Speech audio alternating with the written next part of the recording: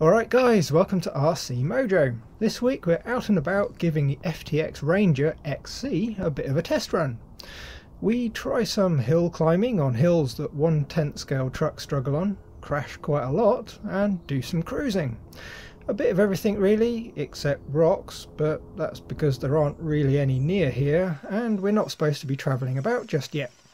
Also, you may have noticed the shadow of a long stick in the first clip. Well, that's my new outside filming rig. Basically just a GoPro Hero 9 on a selfie stick. I'm still testing things out, so I'm a little bit close to the trucks from time to time for it to focus, but other than that I think it's come out pretty good. The main thing is though, I don't have to stoop down to film at truck level anymore. I think with some more fiddling in the settings and a remote screen at the other end of the selfie stick, we're going to be well away. As for the truck, in brief, it runs really smoothly. The drivetrain is really quite lovely. It's a bit light though, but we'll sort that out with a different body.